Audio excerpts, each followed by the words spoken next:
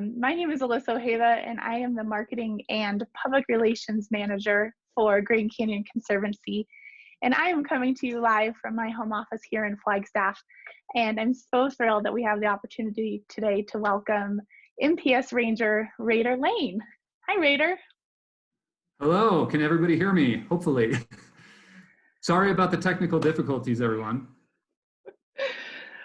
You know, bandwidth sometimes is a little slim. So for those of you guys that are just joining us, please comment. We want to know where you guys are watching from, and we can't thank you enough for your patience. Looks like we have greetings from the Netherlands.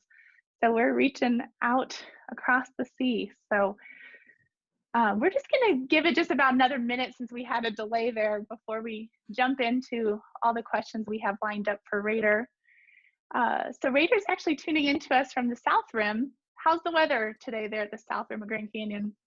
You know, it's really nice. There's a gentle rain coming in and out throughout the day, so we get a little bit of rain and then some nice warm sunlight. So it's been really nice. I've been walking around all this morning, just hearing all the birds and enjoying the rain. So it's great.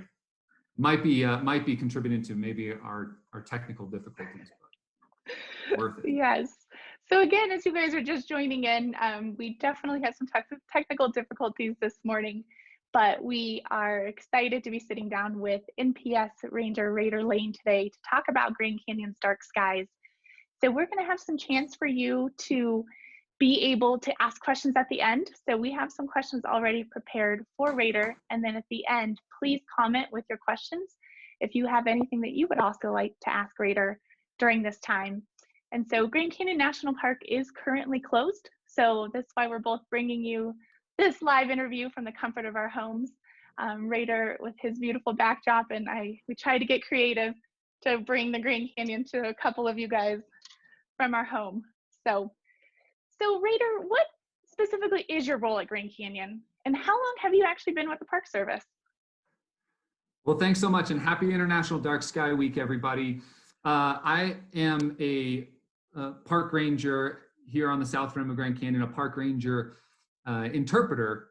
And so my role primarily is to try to think of ways and implement ways to connect people intellectually and emotionally with the resources in this park, under the idea that, you know, education and inspiration leads to preservation and enjoyment of our nation's most iconic landscapes. And that's really the mission of the National Park Service.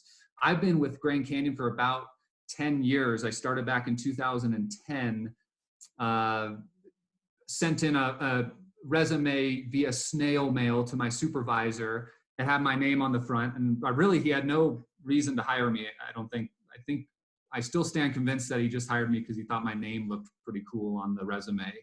But I got to do one small geology talk at the end of my season that first year. I had studied for like 3 months to do this geology program.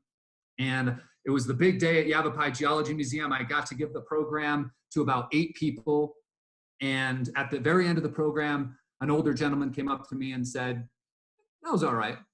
And that was all I needed to keep coming back to Grand Canyon year after year. I've worked at Hawaii Volcanoes, Big Cypress National Preserve, Bryce Canyon National Park, but I've come back here every season. And finally, in about 2016, my supervisor was like, "Just give him a job. He's not going anywhere." So I've been year-round here since about 2016. And nowadays, you can find me giving programs on the natural history, the cultural history of the park. And then I also coordinate the Grand Canyon Star Party and do a lot of trainings around the Park Service on night sky interpretation, how to connect people best to the night skies. Well, great. Well, we're so happy we got to recruit you. We're lucky to have you. Thank you. So for those of you again just tuning in, we're sitting down with Rader Lane today to talk about Grand Canyon's dark skies. So fill us in. How did you get involved with the Dark Skies project at Grand Canyon? Well, I mean, really, it was just a case of me being a fanboy for the Grand Canyon Star Party. I mean, I started working that back in 2010. I think my first job that year was holding the flimsy PowerPoint projector screen so that it wouldn't fly off into the canyon at night at the Yavapai Geology Museum, and to the 50 or 60 people who are there. And nowadays, our Star Party theater presentation has a capacity of 600 to 700 people every night with our fancy theater. So really just following around the rangers who were into it back in the day. And then it was really a case of me just sort of harassing our science and resource managers and our project managers to let me help out. It's one of those situations, kind of like, who are you and why do you know so much about, night sky quality metrics? And finally, I just kind of forced my way in. So, and I've been giving constellation programs and night sky programs here for about 8 or 9 years, and here in various other parks. So. Well, great. So what does it mean for Grand Canyon to be an international dark sky park?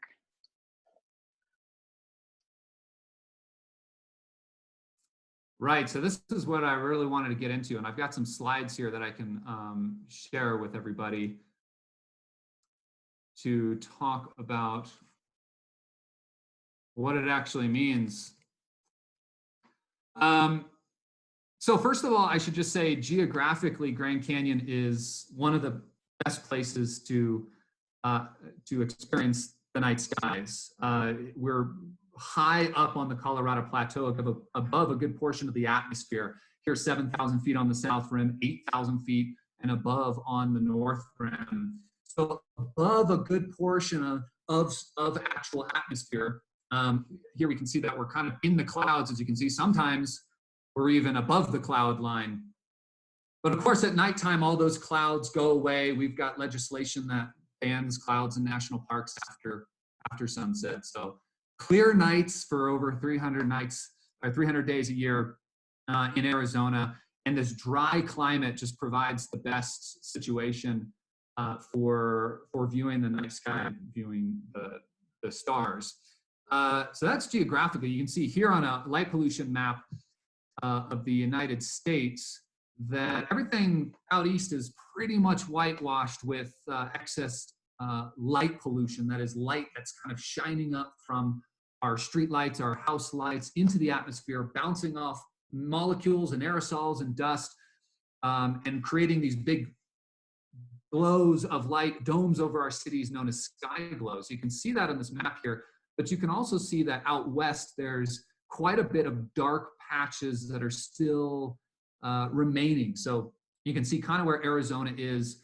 Phoenix is just south of us, Vegas, Las Vegas to the west, but that dark patch right in the center there is where Grand Canyon is. So it's still a refuge for these dark skies.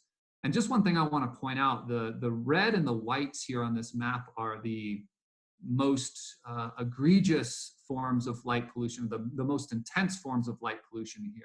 The white, as you can see in the spotted areas around the biggest cities, are actually the areas where our cones in our eyes are still active. So just let that sink in for a moment. I mean, these areas are where you actually don't experience true night anymore. Your daytime cones in your eyes are still active, and your scotopic vision, or your night vision, actually doesn't sink in, doesn't start kick in walking around at night in these areas. So we can see with this map just how dire the situation is with light pollution, but also see how great it is that we have some of these refuges left to protect. We're also I'm just going to stop you. Hold on there. So in the white sections, you're saying that people in those areas really do not have or cannot see the dark skies or anywhere there's white? Their eyes just can't adapt to it?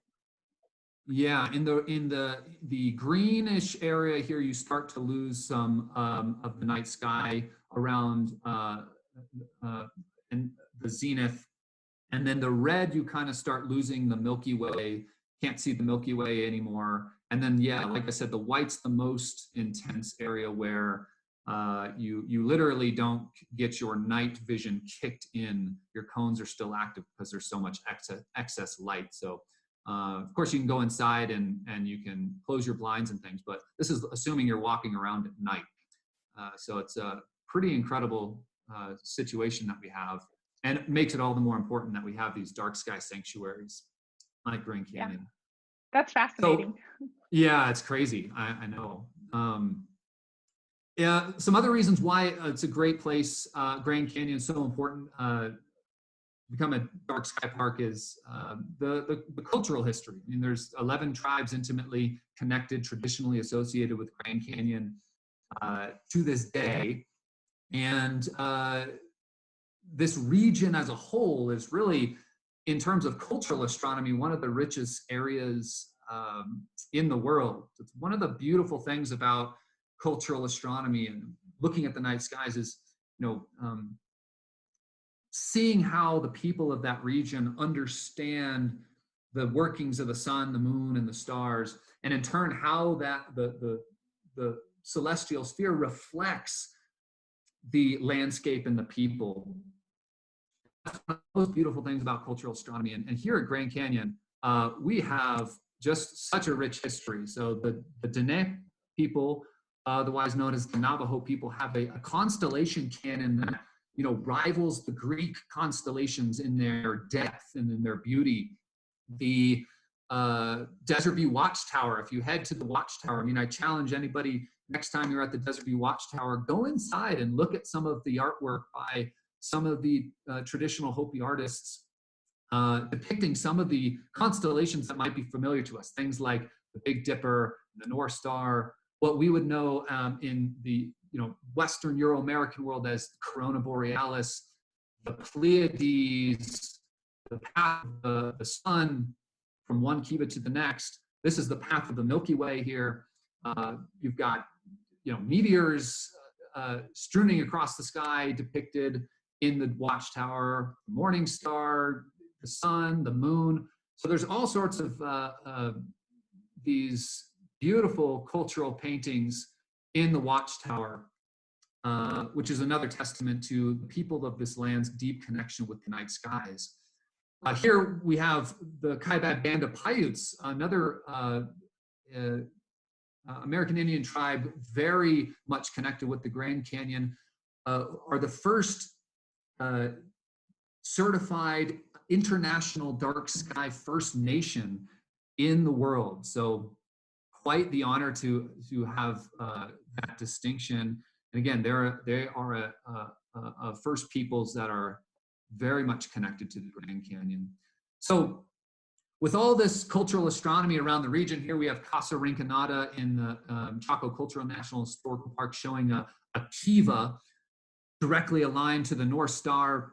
These type of things are in and around Grand Canyon region in droves. And one of the most exciting things about Grand Canyon specifically is, we've surveyed and uncovered about 4,500 archaeological sites and have only surveyed about 6% of the canyon. So there are just tons of this stuff ready to be discovered at Grand Canyon, which is another really important reason for preserving this place as a night sky sanctuary.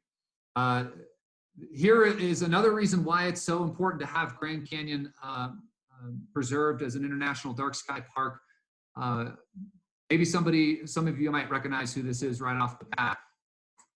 But if you don't know who this is Neil Armstrong, one of the Apollo astronauts. And Grand Canyon served as a training ground for the Apollo astronauts before their epic journeys to the moon. And so they learned geology here at Grand Canyon, hiking down to the bottom and back up. We can see Jim Lovell here and some other Apollo astronauts learning how to read the stone in order to give us really great, accurate information about the geology of the moon when they got up there. All sorts of really great stuff. I mean, we can skip over some of this stuff for sake of time, but there's plans for a massive telescope to be built on the edge of the Grand Canyon back in the 1920s by George Ritchie, a famous astronomer.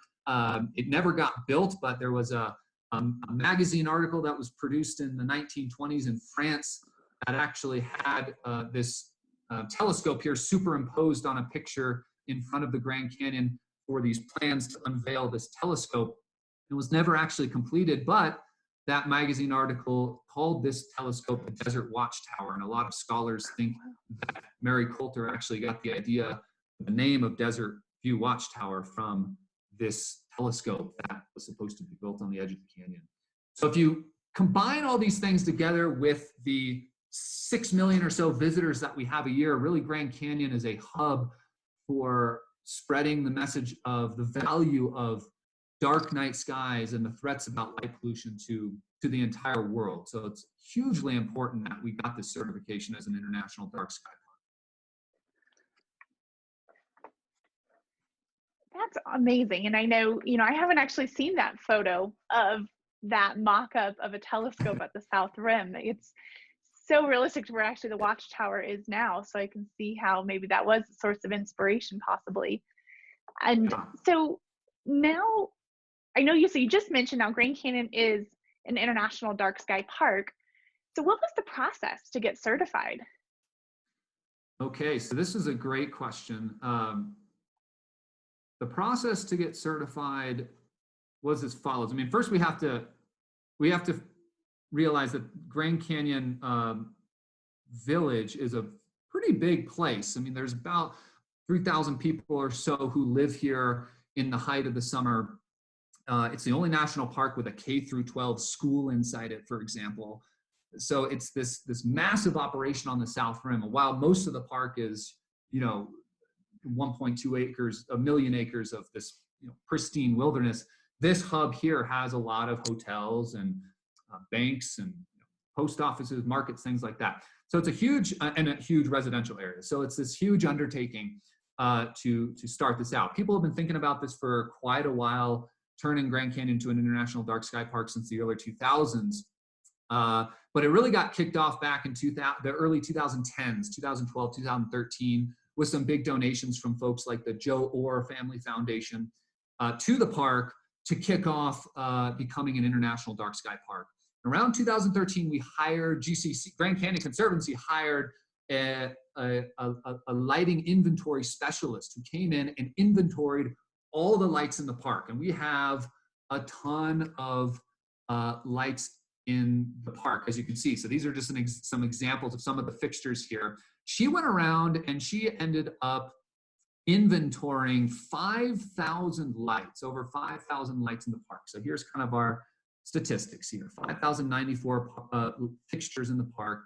34% of them were already compliant.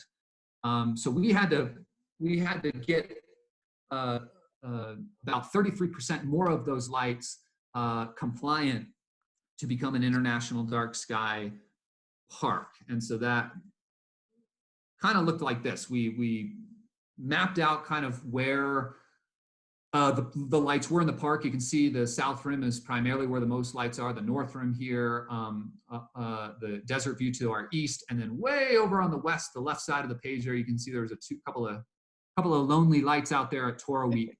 But we inventoried all these lights. We came up with software and sort of data management operating procedures, coming up with these type of sort of inventory software methods that would be fed into spreadsheets, things like that. So all very, rigorous stuff to start this process off. And we came up with this really great inventory GIS software program that allows us to sort of pinpoint every single light in the park and see what exactly needs to be done with each and every light to become night sky friendly, be dark sky compliant. So we started with the rim lodges, El Tovar, Bright Angel, Thunderbird, Kachina, that whole area, all the historic buildings up on the rim there.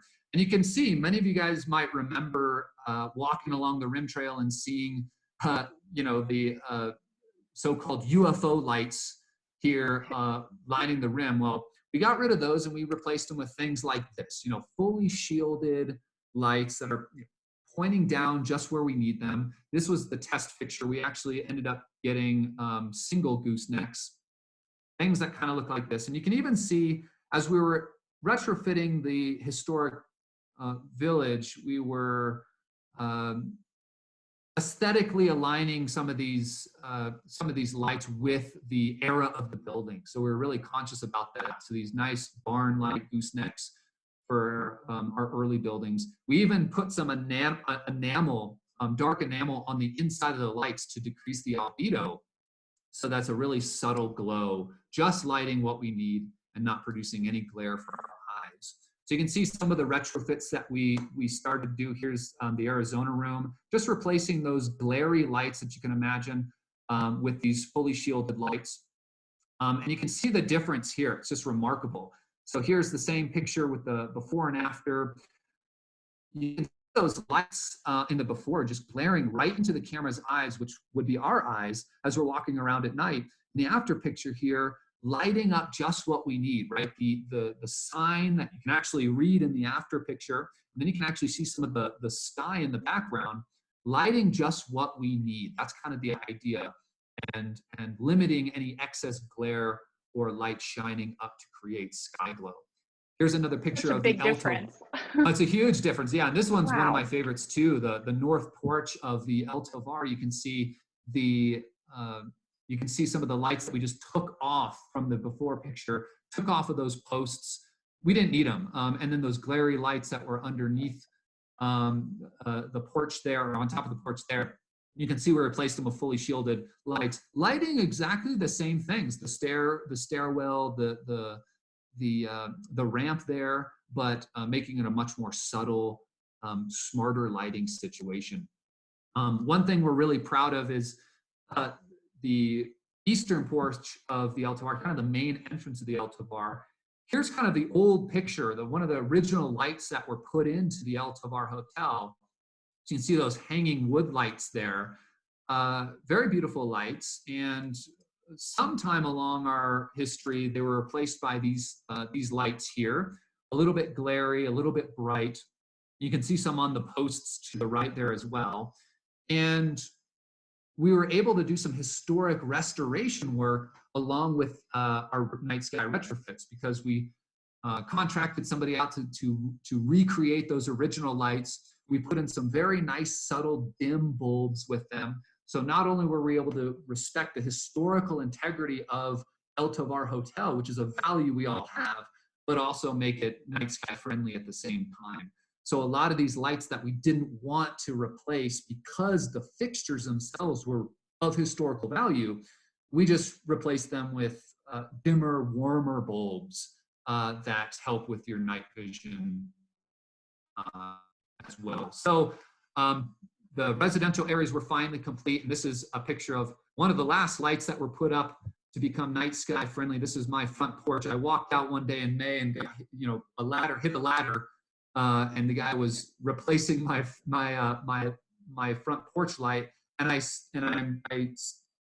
nobody take this away from me. I think that's the light. That was the last light to become to put us over that 67% compliance. So let me just have that little victory. We might give it to you, only given who you are. Okay.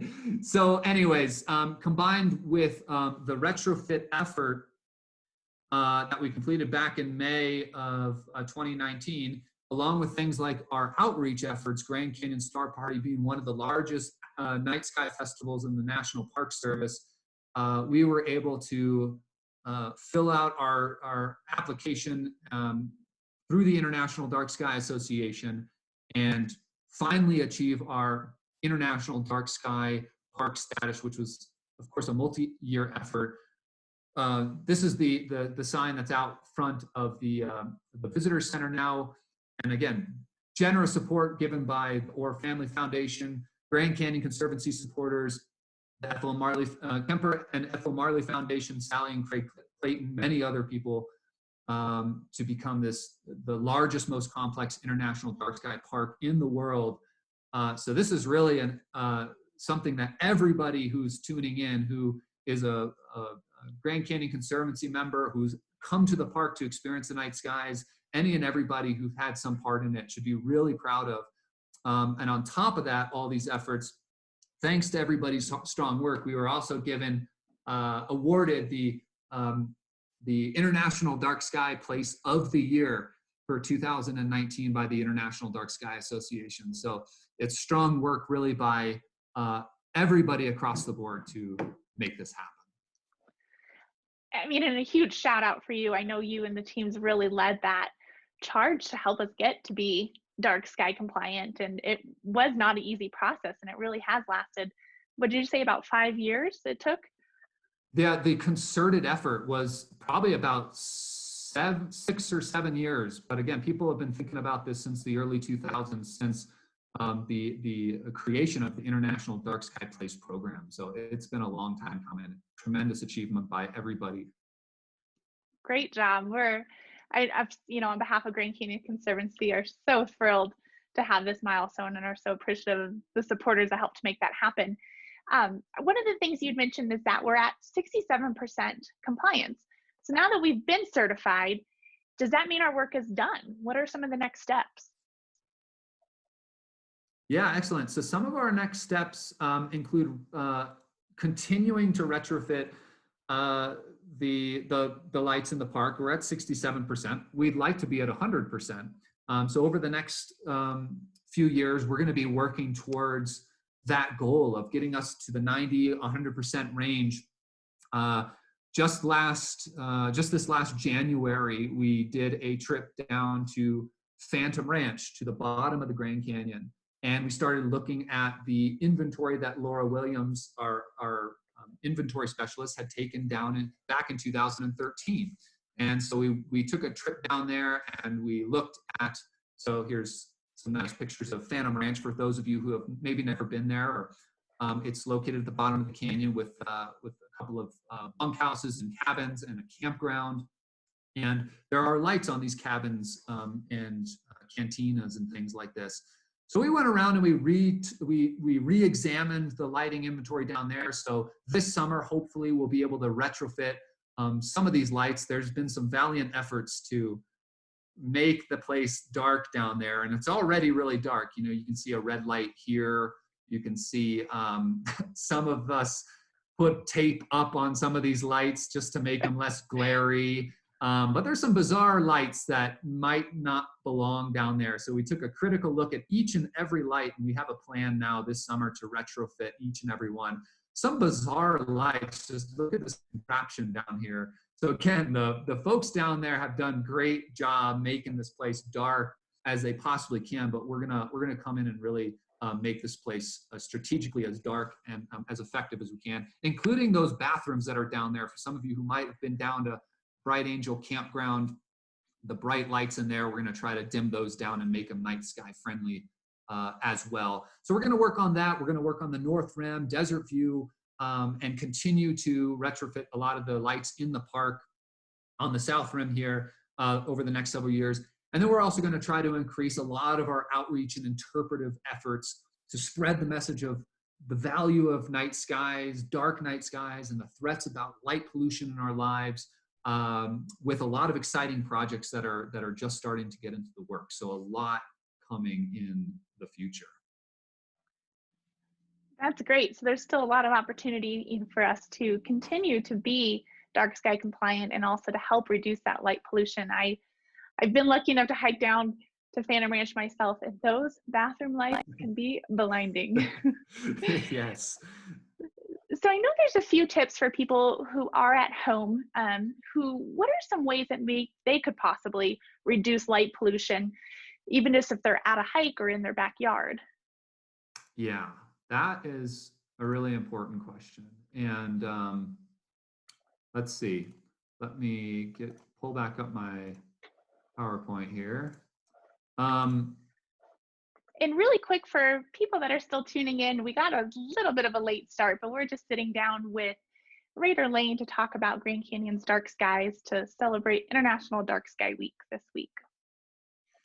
Thanks everybody for tuning in. Happy International Dark Sky Week. Alyssa just asked me the question how one might reduce light pollution in their own home, celebrate International Dark Sky Week while we're all at home.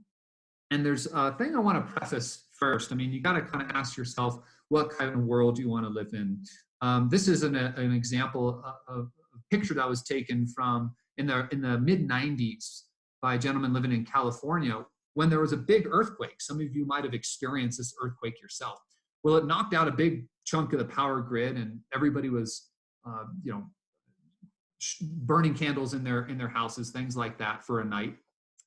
And we can see this gentleman walked outside from, this LA suburb area. And because the power grid was knocked out, instantly this is what he saw from his home. The Milky Way revealed, just soaring right behind his house. Well, the next night, when the power was restored, he went out and he took the exact same picture. And this is what he ordinarily sees. So again, you just have to ask yourself what type of world you want to live in. And if you answer that in your own mind and want to live in a world where you can commune with night skies like this on any given moonless night, connect with the stars, and get that sense of awe and inspiration and sublimity, that's also important for our well-being. There's some things you can do, and this starts right at your own home. This is kind of a diagram that shows some simple steps that you can do. I mean, we like to say light only what you need, when you need it, and using shielded lighting and warm, energy efficient bulbs. So take a look, for example, at maybe a porch light on all night long. Is it glaring perhaps into a neighbor's yard, producing light trespass? Is it something that you can perhaps put on a timer, or put a fully shielded fixture on and point that light directly downwards? I mean, we're not talking about turning off all the lights on the planet. We're just talking about lighting the ground itself so that the night sky can be preserved. Using warmer light bulbs, things like that. You want to minimize the amount of blue light that you're putting into your eyes after dark. This is hugely important. I mean, this is really contributing to people's inability to fall asleep nowadays, and that has cascading effects that affect our health. So things like limiting the amount of blue light coming from our phones and from our televisions, from our lights inside and outside of our homes, really will be a beneficial thing to live a night sky friendly lifestyle. So yeah, just taking a look at some of the lights on your porch, visiting websites like the International Dark Sky Association to learn about how we combat light pollution, participating in citizen science programs like Globe at Night. I mean, this is a great citizen science site that is helping us understand and take the pulse of global light pollution and how our efforts to mitigate light pollution is waxing or waning.